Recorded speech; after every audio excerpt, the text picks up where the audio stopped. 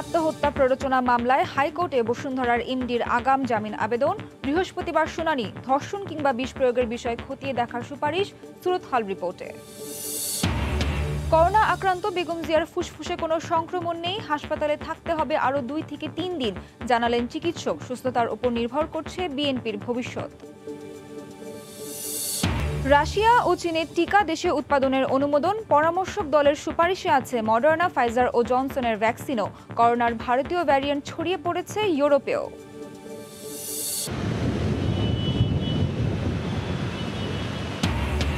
বৈশাখীর তীব্র দাবদাহের পর রাজধানী সহ সারা দেশে স্বস্তির বৃষ্টি। ঝড়ো হাওয়ায় তাপমাত্রা কমে আসায় কিছুটা প্রশান্তি।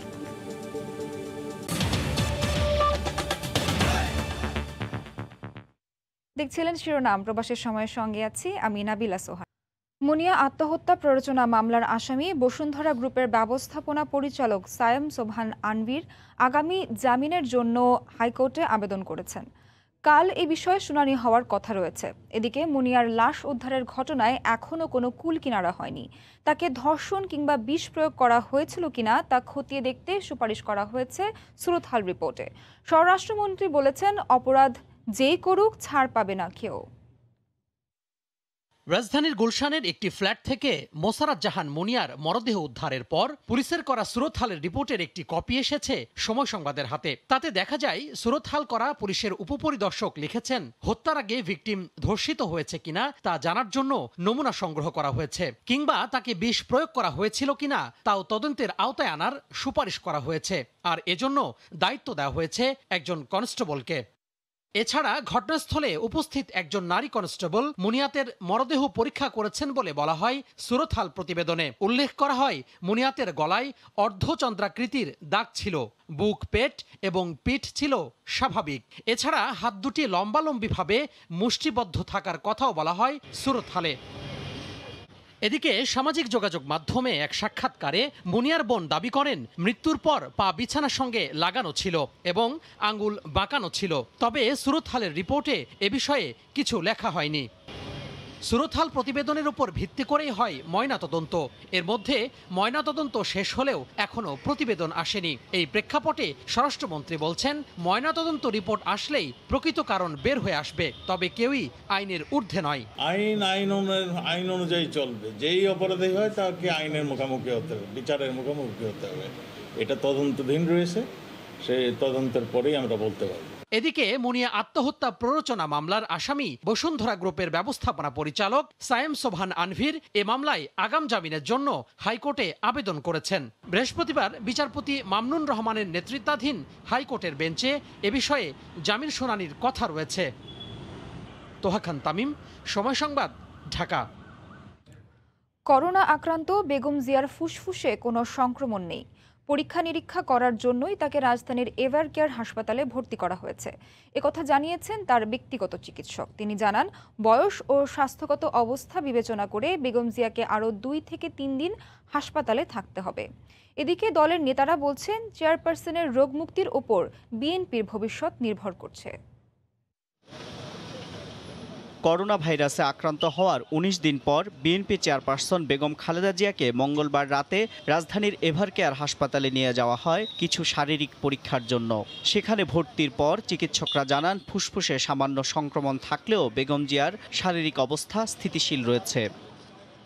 তবে বুধবার রাতে বেগম জিয়ার স্বাস্থ্যগত অবস্থা জানাতে গুলশান কার্যালয়ে ডাকা সংবাদ সম্মেলনে তার ব্যক্তিগত চিকিৎসক AZM জাহিদ হোসেন জানান, করোনা আক্রান্ত খালেদা জিয়ার ফুসফুসে কোনো সংক্রমণ নেই। পরীক্ষার রেজাল্টের উপর ভিত্তি করে পরবর্তীতে ওনার সার্বিক চিকিৎসার প্ল্যানিংটা কমপ্লিট হবে। গতকালকে যে চেস্টের সিটি হয়েছে সেখানে বিন্দুমাত্র চেস্টের মধ্যে লাংসে কোনো ইনভলভমেন্ট নেই। আমরা আশাবাদী যে খুব সহসাই ওনারা বাসায় ফেরার সম্ভাবনা রয়েছে। তার পর্যবেক্ষণের জন্য এভার কেয়ারে 10 সদস্যের মেডিকেল বোর্ড গঠন করা হয়েছে। গত 1.5 বছরে তার যে শারীরিক পরীক্ষা সম্ভব হয়নি তা সম্পন্ন করতেই এভার কেয়ার হাসপাতালে থাকবেন বেগম জিয়া। 10 সদস্য বিশিষ্ট একটি মেডিকেল টিম সেগুলোর রিভিউ করেছে। ওনাকে প্রতিদিন আনা নেওয়া করা এবং সকল পরীক্ষা করা এটি সত্যিকার অর্থেই কষ্টকর বিষয়। নিয়মিত চেক আপের অংশ হিসাবেই ওনার পরীক্ষাগুলো এভার কেয়ার হসপিটালে করা হচ্ছে। এদিকে বেগম জিয়ার রোগমুক্ত হওয়া জরুরি মন্তব্য করে দলের নেতারা বলছেন তার রোগ মুক্তির উপর নির্ভর করছে দেশের রাজনীতির গতি প্রকৃতি ও বিএনপির ভবিষ্যৎ। বেগম খালেদা জিয়া বিএনপি প্রাণ শক্তি এবং সকল অনুপ্রেরণার উৎস, এবং বেগম জিয়ার রোগ মুক্তির উপরে এই দেশের রাজনৈতিক গতি প্রকৃতি অনেকটাই নির্ভর করে। বিশেষ করে বিএনপির ভবিষ্যৎ তো অঙ্গাঙ্গিভাবে বেগম খালেদা জিয়ার রোগ মুক্তির সাথে জড়িত। বেগম জিয়া সুস্থ হয়ে উঠলে বিএনপি নেতাকর্মীরাও উজ্জীবিত হয়ে উঠবেন বলেও মন্তব্য করেন মেজর অবসরপ্রাপ্ত হাফিজ। দল অসুস্থ হয়ে পড়ে। এমআর আমিন, সময় সংবাদ, ঢাকা। চীন ও রাশিয়ার ভ্যাকসিন বাংলাদেশে উৎপাদনের নীতিগত অনুমোদন দিয়েছে অর্থনৈতিক বিষয় সংক্রান্ত মন্ত্রিসভা কমিটি। বুধবার দুপুরে বৈঠক শেষে অনলাইন ব্রিফিংয়ে একথা জানান অর্থমন্ত্রী। এদিকে ঝুঁকি, প্রাপ্যতার সম্ভাবনা ও সক্ষমতা বিচার করে সিনোভ্যাক, জনসন, মডার্না ও ফাইজারের টিকার প্রতি আপাতত আস্থা পরামর্শক দলের। তবে বিভিন্ন ধরনের টিকা একসঙ্গে প্রয়োগের ক্ষেত্রে কঠোর ব্যবস্থাপনার তাগিদ বিশেষজ্ঞদের। এদিকে করোনা আক্রান্ত হয়ে দেশে একদিনে আরও ৭৭ জনের মৃত্যু হয়েছে। সময়মতো সেরামের টিকা সরবরাহ না হওয়ায় টিকা নিয়ে সংশয় আর শঙ্কা দানা বেঁধেছে চলতি মাসের শুরু থেকেই। সংকট কাটাতে সরকারের নানামুখী পদক্ষেপ চলতি সপ্তাহের শুরু থেকেই চোখে পড়েছে। মঙ্গলবার রাশিয়ার টিকা স্পুতনিক ভি জরুরি ভিত্তিতে আমদানি ও ব্যবহারের অনুমতি দিয়েছে ঔষধ প্রশাসন অধিদপ্তর।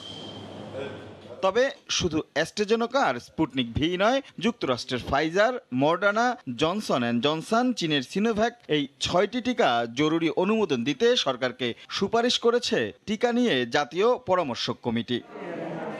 তারা বলছেন গণটিকা নিশ্চিত করতে দরকার সর্বোচ্চ সংখ্যক টিকার মজুত, পাশাপাশি ঝুঁকি, টিকার কার্যকারিতা, সংরক্ষণ এসব বিষয় মাথায় রেখেই এই টিকাগুলোকে প্রাধান্য দিয়েছে কমিটি। সম্ভাব্য যে কয়টা টিকা আছে যেগুলো কার্যকারিতা ভালো, সবগুলোর কথাই আসছে। কোভ্যাক্স যে ইনিশিয়েটিভ, সেখানে তারা কিন্তু একটা টিকা দেবে তা না, তারা যে কোনো টিকাটাই দিতে পারে। তো সুতরাং আমাদের যদি সরকারের এরকম প্রস্তুতি থাকে যে টিকাই আসুক আমরা সেটা যেন নিতে পারি। তবে একসঙ্গে এতগুলো ভ্যাকসিন আলাদা করে প্রয়োগ এবং সঠিক ডোজ নিশ্চিত করতে সরকারকে টিকা ব্যবস্থাপনার দিকে বাড়তি নজর দেওয়ার তাগিদ বিশেষজ্ঞদের। প্রথমে হচ্ছে আমাকে অনেক বেশি ভ্যাকসিন সেন্টারটা বাড়িয়ে ফেলতে হবে। 55-র ঊর্ধ্বে যারা, ওদেরকে কোনো ধরনের রেস্ট্রিকশন থাকা উচিত না, ওরা অন দি স্পট দেবে। চীন ও রাশিয়ার ভ্যাকসিন বাংলাদেশে উৎপাদনের নীতিগত অনুমোদন দিয়েছে অর্থনৈতিক বিষয়ে সংক্রান্ত মন্ত্রিসভা কমিটি। বিকল্প হিসেবে আমরা রাশিয়ান স্পুটনিক আর চায়নার সাইনোফার্ম, যেটা আমরা সাইনোভ্যাক হিসেবে জানি, এই দুটি দেশ এবং এই দেশের সংশ্লিষ্ট সংস্থা যারা আছে তাদের সাথে আলোচনা চলছে আমাদের এই বিষয়ে ব্যবস্থা নেওয়ার জন্য। এ পর্যন্ত 2 ডোজ টিকা মিলে সিরাম থেকে আনা অক্সফোর্ড অ্যাস্ট্রাজেনেকার টিকা নিয়েছেন 83 লাখ মানুষ। সরকারের কাছে মজুদ আছে আরও 20 লাখ ডোজ। রাশেদ লিমন, সময় সংবাদ, ঢাকা। চট্টগ্রাম মহানগর হালিশহর, কোতোয়ালি, চান্দগাঁও এলাকায় করোনা আক্রান্ত হয়ে মৃত্যুর হার সবচেয়ে বেশি। আঞ্চলিক লকডাউন দেয়া ছাড়া এই এলাকার সংক্রমণ কমানো কোনোভাবেই সম্ভব বলে মনে করছে না বিশেষজ্ঞরা। করোনা আক্রান্ত হয়ে দেশে একদিনে আরও ৭৭ জনের মৃত্যু হয়েছে। বিস্তারিত জানাচ্ছেন পার্থপ্রতিম বিশ্বাস। চট্টগ্রামে প্রথম করোনা রোগী শনাক্ত হয়েছিল গত বছরের ৩রা এপ্রিল। প্রথম ঢেউ শেষে করোনা আক্রান্ত রোগীর সংখ্যা কমে আসে, কিন্তু গত 2 মাস ধরে প্রতিদিনই রোগীর সংখ্যা লাফিয়ে লাফিয়ে বাড়ছে বন্দরনগরীতে। বেড়েছে মৃত্যু হারও। ২৬ এপ্রিল একদিনে সর্বোচ্চ 11 জন করোনায় মারা যায়। আক্রান্তদের মধ্যে এ পর্যন্ত 497 জনের মৃত্যু হয়েছে। এর মধ্যে মহানগরীতে মারা গেছে 370 জন। নগরীর 41টি ওয়ার্ডের মধ্যে 3টি জনের মৃত্যুর হার সবচেয়ে বেশি। এর মধ্যে হালিশহরে 36 জন, কোতোয়ালিতে 34 জন ও চাঁদগাঁওয়ে 25 জনের মৃত্যু হয়। স্বভাবতই যেখানে সংক্রমণের হারটা বেশি থাকে সেখানে আসলে মৃত্যুর সংখ্যাটা বা সংক্রমণজনিত কমপ্লিকেশনগুলো বেশি হতে পারে। তরুণদের করোনায় আক্রান্তের হার বেশি হলেও বয়স্কদের মৃত্যু হার বেশি বলে জানালেন এই চিকিৎসক। 70, 65, 78, 72 এই বয়সগুলি, আপনাকে যদি একদম সঠিকভাবে বলি, এই বয়সগুলি কিন্তু মানুষ মারা যাচ্ছে বেশি, পুরুষ এবং মহিলা উভয়ই। যেখানে সংক্রমণ ও মৃত্যুহার বেশি সেখানে আঞ্চলিক লকডাউন দেওয়া ছাড়া করোনার নিয়ন্ত্রণ সম্ভব নয় বলে মনে করেন সাচিপের সমন্বয়ক। অনেক বেশি সংক্রমণ আছে এবং তাদের মৃত্যুহার কোনোভাবে কমানো যাচ্ছে না, তাহলে এগুলো আঞ্চলিক লকডাউনের আওতায় নিয়ে এসে সেখানে ব্যবস্থা নিতে হবে। আদারওয়াইজ এই সংক্রমণ কিংবা মৃত্যুর হার কমানো যাবে না। জেলায় করোনা আক্রান্ত 48,887 জন রোগীর মধ্যে মহানগরীতেই 39,241 জন। পার্থপ্রতিম বিশ্বাস, সময় সংবাদ, চট্টগ্রাম। চাহিদা আর যোগানের ব্যাপক ঘাটতির মধ্যে এক সপ্তাহ ধরে অক্সিজেন দিচ্ছে না ভারত। এমন সংকটময় মুহূর্তে অক্সিজেন সরবরাহের ঘোষণা দিল চট্টগ্রামের আবুল খায়ের শিল্প গ্রুপ, তাও আবার বিনামূল্যে। নিজস্ব প্ল্যান্ট থেকে তারা প্রতিদিন 20 টন করে দেবে। নূর জামাল আতিকের ক্যামেরায় শফিকুল আলমের রিপোর্ট। মহামারী করোনা যখন ভয়ঙ্কর রূপ ধারণ করছে, তখন ভারত নিজেদের চাহিদা মেটাতে ঘোষণা দিল বাংলাদেশে রপ্তানি করবে না অক্সিজেন। এতে কিছুটা উদ্বেগ আর চিন্তার ভাঁজ সাধারণ মানুষের মাঝে। এমন সংকটময় মুহূর্তে চট্টগ্রামে শিল্প গ্রুপ আবুল খায়ের দিল সুখবর। তারা ঘোষণা দিয়েছে ভারত থেকে আমদানি করা 50 টন পরিমাণ লিকুইড অক্সিজেনের চাহিদা পূরণ করবে। 260 টন অ্যাভেলেবেল আছে, তার মধ্যে আমরা ধরুন ইমিডিয়েটলি আমরা 20 টনের মতন অ্যাভেলেবেল করেছি লিকুইড ফর্মে। যেটা বাংলাদেশের যে রিকোয়ারমেন্ট, যেটা বাংলাদেশ ধরুন এখন যেটা দেখতেছি আমরা যে টোটাল রিকোয়ারমেন্ট আছে 200 টনের মতন দিনে, আমাদের ক্যাপাসিটি 260 টন। তো সেই হিসাবে ধরেন আমাদের এক্সেস ক্যাপাসিটি আছে। আমাদের যে লিকুইড প্রোডাকশন আছে 15-20 টন এই প্রতিদিন, এইটা আমরা এখন বিভিন্ন হসপিটালে আমরা এটা সরবরাহ করার জন্য আবুল খায়ের কর্তৃপক্ষ সিদ্ধান্ত নিয়েছে। চট্টগ্রামে সীতাকুণ্ড উপজেলায় একেএস অক্সিজেন প্ল্যান্টে প্রতিদিন উৎপাদন হয় 260 টন। প্ল্যান্ট থেকে প্রতিদিন 20 টন সরবরাহ করা হবে হাসপাতালগুলোতে। প্রয়োজনে কারখানা বন্ধ করেই অক্সিজেন দেয়া হবে বলে জানান তারা। আমরা মজুতও বজায় রাখবো এবং সাপ্লাইও বজায় রাখবো। আমাদের দেশের যেই ক্রান্তিকালটা ওভারকাম করা যায়, এটা আমরা চেষ্টা করছি। দেশের জানমাল রক্ষার জন্য আমরা প্রয়োজনে আমাদের শিল্প প্রতিষ্ঠান বন্ধ করে দিয়ে আমরা অক্সিজেনটা পুরোটা মেডিকেলের দিকে সাপ্লাই দিব। 2020 সালে আবুল খায়ের গ্রুপ 10,000 অক্সিজেন সিলিন্ডার রিফিলের পাশাপাশি 5,000 সিলিন্ডার বিনামূল্যে বিতরণ করে। এছাড়া 20টি হাসপাতালে কেন্দ্রীয় অক্সিজেন সরবরাহের ব্যবস্থা করে দেয় গ্রুপটি। দেশীয় কারখানাগুলোতে অক্সিজেনের সক্ষমতা থাকার পরও ভারতসহ বিভিন্ন দেশ থেকে অক্সিজেন আমদানি করেছে দেশের নানা প্রতিষ্ঠান। কিন্তু এই দুঃসময়ে দেশের মানুষের পাশে এসে দাঁড়িয়েছেন আবুল খায়ের মতো দেশের বড় বড় শিল্প গ্রুপগুলো। চট্টগ্রামের আবুল খায়ের শিল্প কারখানা থেকে শফিকুল আলম, সময় সংবাদ। গত কয়েকদিনের তীব্র দাবদাহের পর রাজধানী সহ দেশের উত্তরাঞ্চলের বিভিন্ন জেলায় স্বস্তির বৃষ্টি হয়েছে। বুধবার রাত 11:30টার দিকে ঝড়ো হাওয়ার সাথে ঝিরিঝিরি বৃষ্টি শুরু হয়। থেমে থেমে বাতাস বইতে শুরু করে। বৈশাখের ঝড়ো হাওয়ায় তাপমাত্রা কমে আসায় কিছুটা স্বস্তিতে সাধারণ মানুষ। গত কয়েকদিনে দাবদাহে অতিষ্ঠ হয়ে ওঠে জনজীবন। দিনে এবং রাতে সমানভাবে ভ্যাপসা গরম অনুভূত হওয়ায় কষ্ট হয় বয়স্ক ও শিশুদের। বৃষ্টি আর হিমেল বাতাস হওয়ায় স্বস্তি প্রকাশ করেন সাধারণ মানুষ। আবহাওয়া অফিস বুধবার সন্ধ্যার পর উত্তরাঞ্চলের বেশ কয়েকটি জেলাসহ টাঙ্গাইল, বগুড়া, কুমিল্লায় দমকা হাওয়া সহ বৃষ্টি অথবা বজ্রসহ বৃষ্টির পূর্বাভাস দেয়।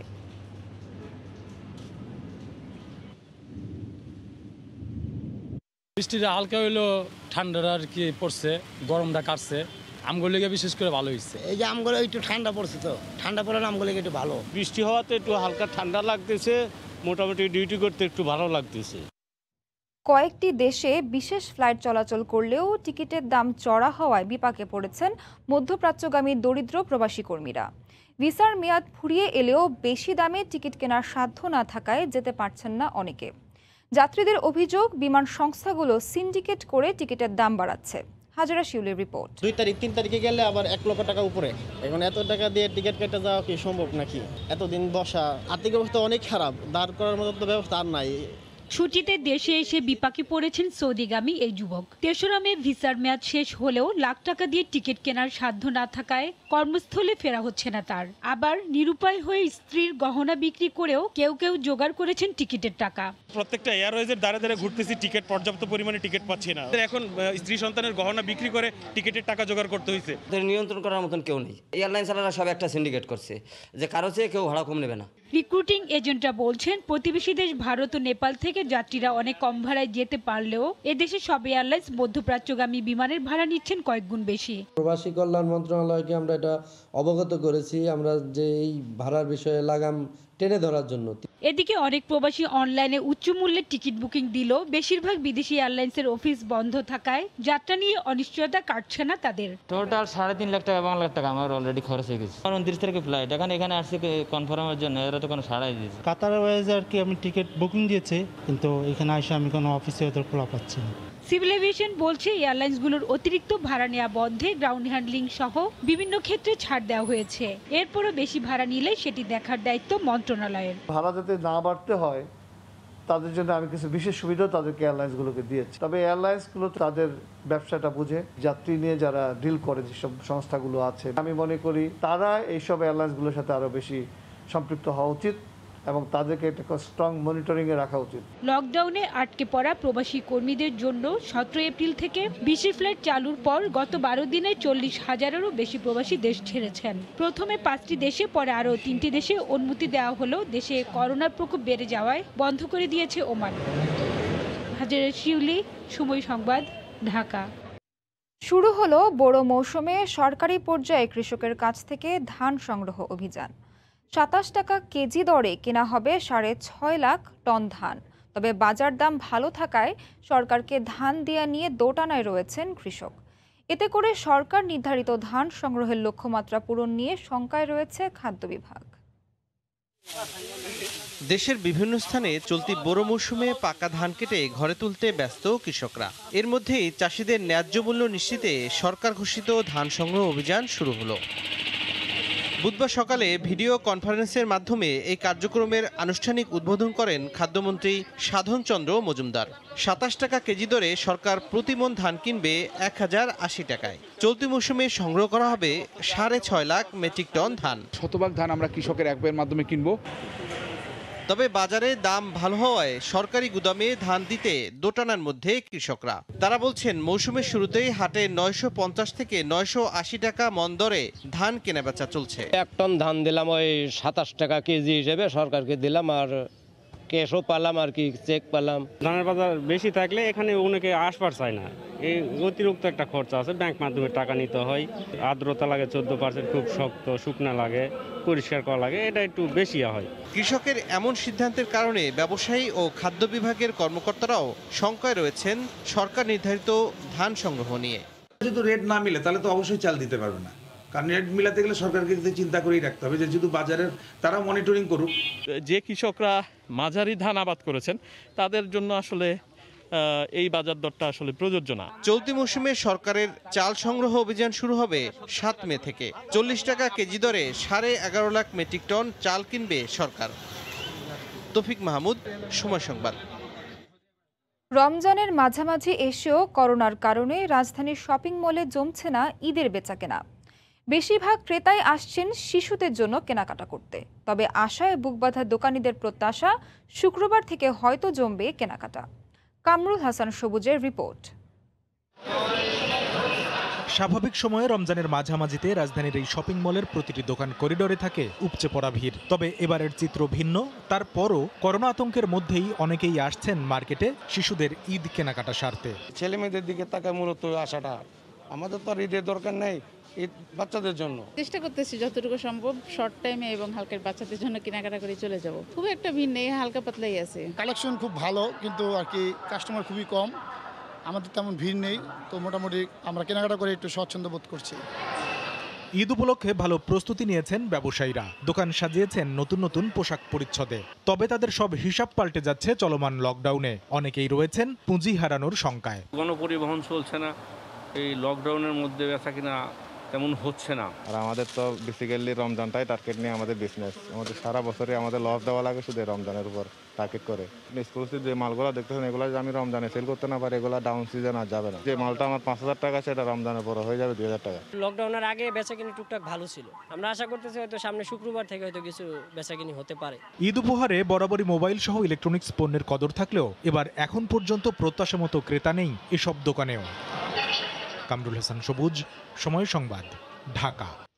ভারতে করোনায় আক্রান্ত আর মৃতের হারের ঊর্ধ্বগতির মধ্যেই বৃহস্পতিবার পশ্চিমবঙ্গের বিধানসভা নির্বাচনের শেষ দফার ভোট অনুষ্ঠিত হতে যাচ্ছে। এদিন মালদহর 2টি, মুর্শিদাবাদের 2টি, কলকাতার উত্তর ও বীরভূমের 35টি আসনে ভোট গ্রহণ হবে। এর আগে 7 দফার ভোট হয়। মহামারীর কারণে 8ম দফায় নির্বাচন কমিশনের দেয়া নিষেধাজ্ঞায় সব দলের প্রচারণা বন্ধ রয়েছে। তবে হয়েছে ভার্চুয়ালি প্রচারণা। আগামী 2রা মে বেশিরভাগ আসনে ভোটের ফলাফল প্রকাশিত হওয়ার কথা রয়েছে। করোনার সংক্রমণ রোধে এদিন নির্বাচনে জয়ীদের বিজয় মিছিল বের করা থেকে বিরত থাকার নির্দেশ দিয়েছে নির্বাচন কমিশন। জানা গেছে, ফলাফলের পর কঠোর লকডাউনে চলে যেতে পারে পশ্চিমবঙ্গ। করোনার ভারতীয় ভ্যারিয়েন্ট দ্রুত ছড়িয়ে পড়ছে ইউরোপের বিভিন্ন দেশে। ফ্রান্সের মূল ভূখণ্ডে এখনও এই ভ্যারিয়েন্ট না ছড়ালেও একটি দ্বীপে এটি শনাক্ত হয়েছে, যা নিয়ে আতঙ্ক বিরাজ করছে প্রবাসী বাংলাদেশিদের মধ্যে। ফ্রান্স থেকে লুৎফুর রহমান বাবুর রিপোর্ট। করোনার নতুন ইন্ডিয়ান ভেরিয়েন্টে এখন বিপর্যস্ত ইউরোপের বিভিন্ন দেশ। খুব দ্রুত এটি ছড়াচ্ছে ইউরোপের নানা দেশে। বিশ্ব স্বাস্থ্য সংস্থা থেকে জানানো হয়েছে 17টির বেশি দেশে এখন পর্যন্ত বিশ্বে এই নতুন ভেরিয়েন্ট ছড়িয়েছে, আর ইউরোপের বিভিন্ন দেশে এটি ছড়াচ্ছে। জার্মান, বেলজিয়াম, নেদারল্যান্ড, সুইজারল্যান্ড এবং ফ্রান্সের একটি দ্বীপে এটি শনাক্ত করা হয়েছে। ফ্রান্সের মূল ভূখণ্ডে এখনও নতুন এই ইন্ডিয়ান ভেরিয়েন্ট শনাক্ত না হলেও সরকারের তরফ থেকে জানানো হয়েছে তারা এ বিষয়ে সতর্ক রয়েছেন। এর আগে সরকারের তরফ থেকে জানানো হয়েছিল ইন্ডিয়া থেকে ফ্রান্সে কেউ প্রবেশ করলে তাকে বাধ্যতামূলকভাবে 10 দিনের প্রাতিষ্ঠানিক কোয়ারেন্টাইনে থাকতে হবে। এদিকে ইউরোপে ইন্ডিয়ান ভেরিয়েন্ট করোনার যে নতুন উপসর্গ সেটি নিয়ে এখন জনমনে আতঙ্ক বিরাজ করছে। এর আগে ছিল আফ্রিকান ভেরিয়েন্ট, ব্রাজিলের ভেরিয়েন্ট, এখন ইন্ডিয়ান ভেরিয়েন্ট। সব কিছু মিলে টোটালি সবাই, সারা বিশ্বের মানুষ যেভাবে এই করোনা নিয়ে আতঙ্কিত, ফ্রান্সে যারা আছি, ফ্রান্সের খুদ ফরাসি এবং আমরা প্রবাসী সবাই আমরা খুবই আতঙ্কিত। নতুন ভেরিয়েন্টের কথা শুনে আমরা সবাই এই কারণে আতঙ্কিত, আবার লকডাউন বা আবার কোনো কিছু যদি সরকার দেয় সবাই, যাতে আমরা অত্যন্ত অর্থনৈতিক বিপর্যস্ত হয়ে পড়ব। ফ্রান্সের লকডাউন তুলে দেওয়া ও মধ্যমের পর বার, রেস্টুরেন্ট ও অন্যান্য ব্যবসা প্রতিষ্ঠান খুলে দেওয়ার বিষয়ে খুব শীঘ্রই দেশটির প্রেসিডেন্ট ইমানুয়েল ম্যাক্রন জাতির উদ্দেশ্যে ভাষণ দেওয়ার কথা রয়েছে। সেখান থেকে বিস্তারিত জানা যাবে। সাধারণ করোনায় মানুষ যখন বিপর্যস্ত, তখন নতুন নতুন করোনার ভেরিয়েন্টের সেই বিপর্যস্ত অবস্থা দিনে দিনে আরও খারাপের দিকে যাচ্ছে। ইন্ডিয়ান ভেরিয়েন্ট খুব দ্রুত ছড়াচ্ছে ইউরোপের বিভিন্ন দেশে, আর তাতে করে জনমনে আতঙ্ক বিরাজ করছে এখন। মামুল হোসেন বাবু, সময় সংবাদ, প্যারিস। বৈশাখের ঝড়ে রাজধানীর মহাখালীতে সড়কের ওপর ভেঙে পড়েছে গাছ। এই মুহূর্তে ঘটনাস্থলে আছেন রিপোর্টার তোহা খান তামিম। সরাসরি চলে যাচ্ছি তার কাছে। তামিম। সোহার, রাত 11টার দিকে যেই বৈশাখের প্রথম ঝড়টি হয়, সেই ঝড়ে কিন্তু আমরা দেখতে পাচ্ছি যে রাজধানীর বিভিন্ন স্থানে কিন্তু বেশ ক্ষয়ক্ষতি হয়েছে। আমরা এই মুহূর্তে মহাখালীতে রয়েছি এবং মহাখালীতে আমরা দেখতে পাচ্ছি যে একটি বড় গাছ রাস্তার উপরে পড়ে গিয়েছে এবং এখানে কিন্তু যান চলাচল বন্ধ রয়েছে এক পাশে। সোহার, আপনাকে একটু দেখাতে চাই যে এই মুহূর্তে ফায়ার সার্ভিসের একটি ইউনিট এখানে কাজ করছে এই গাছটি কেটে যাতে রাস্তাটি সচল করা যায়, সেই কাজটি কিন্তু এখন ফায়ার সার্ভিসের যারা কর্মী রয়েছেন তারা এখানে করছেন। বিশাল আকৃতির একটি গাছ আসলে এখানে এই যে ঝড় হয়েছে কিছুক্ষণ আগে রাত 11টার পরে যে বৈশাখের প্রথম ঝড় হয়েছে, আপনি জানেন যে তীব্র বাতাসে ঝোড়ো হাওয়া হয় এবং ঝিরিঝিরি বৃষ্টি হয় এবং সেই যে তীব্র ঝোড়ো হাওয়া হয়েছে, সেই ঝোড়ো হাওয়ার ফলেই কিন্তু রাস্তার পাশে যেই আইল্যান্ডের উপরে যে গাছটি ছিল সেই গাছটি কিন্তু আসলে উপরে পড়ে রাস্তার উপরে পড়ে গেছে।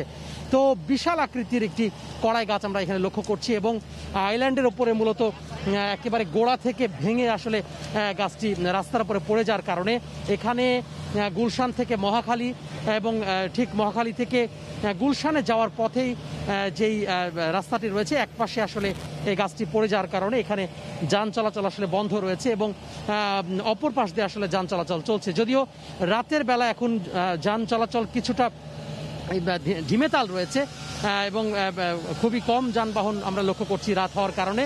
সেজন্য কিছুটা আসলে জনদুর্ভোগের যে বিষয়টি আসলে সেইটি আসলে কিছুটা লাঘব হয়েছে এবং ততটা জনদুর্ভোগ আসলে আমরা এখানে লক্ষ্য করছি না। যদিও ফায়ার সার্ভিসের কর্মীরা সাথে সাথে এটি খবর পান এবং খবর পাওয়ার সঙ্গে সঙ্গে কিন্তু তারা এখানে চলে আসেন এবং আমরা জানতে পেরেছি যে তেজগাঁও স্টেশনে একটি ইউনিট আসলে এখানে কাজ করছেন। এখানে ফায়ার সার্ভিসের যারা কর্মী রয়েছেন তাদের সাথে কথা বলেছিলাম, তারা বলছেন যে কোনো হতাহত হয়নি। তারপরে আসলে পড়ে গিয়ে রাস্তার পাশে যে বিদ্যুতের খুঁটি রয়েছে, বিদ্যুতের তার রয়েছে, সেটি আসলে ক্ষতিগ্রস্ত হয়েছে। এছাড়া কোনো হতাহতের কোনো খবর আসলে এখন পর্যন্ত পাওয়া যায়নি। আমি কথা বলেছিলাম ফায়ার সার্ভিসের যারা কর্মকর্তা রয়েছেন তাদের সাথে এবং তারা বলছেন যে খুব দ্রুতই আসলে তারা এই রাস্তাটি যে গাছ পড়ে যে বন্ধ হয়ে গিয়েছে সেটি খুব দ্রুতই তারা আসলে কেটে এটিকে পরিষ্কার করে খুব দ্রুতই আসলে এটি সচল করবেন বলে আমাদেরকে জানাচ্ছেন। তো সব মিলিয়ে বলা যায় যে কিছুক্ষণ আগে যেই বৈশাখের প্রথম ঝড় হয়েছে সেই ঝড়ে ক্ষতিগ্রস্ত হয়েছে রাস্তার এই গাছটি মহাখালী আমতলীতে এবং যদিও আমরা দেখতে পাচ্ছি যে রাজধানীতে এই স্থানে আসলে গাছ পড়ে ক্ষতিগ্রস্ত হয়েছে এবং অন্যান্য স্থানে আসলে এখন পর্যন্ত আমরা কোনো খবর পাইনি। তো সোহার, এই ছিল মহাখালী থেকে আমার হাতে সব শেষ। ঝড়ের পরবর্তী পরিস্থিতি সম্পর্কে রাজধানীর মহাখালী থেকে জানাচ্ছিলেন রিপোর্টার তোহা খান তামিম। এ পর্যায়ে শীর্ষ সংবাদ জানিয়ে দিচ্ছি আরেকবার। মুনিয়া আত্মহত্যা প্ররোচনা মামলায় হাইকোর্টে বসুন্ধরার এমডির আগাম জামিন আবেদন, বৃহস্পতিবার শুনানি। ধর্ষণ কিংবা বিষ প্রয়োগের বিষয় খতিয়ে দেখার সুপারিশ সুরত হাল রিপোর্টে। করোনা আক্রান্ত বেগম জিয়ার ফুসফুসে কোনো সংক্রমণ নেই, হাসপাতালে থাকতে হবে আরও 2 থেকে 3 দিন, জানালেন চিকিৎসক। সুস্থতার উপর নির্ভর করছে বিএনপির ভবিষ্যৎ। এ ছিল প্রবাসের সময়, সঙ্গে থাকুন সময়ে।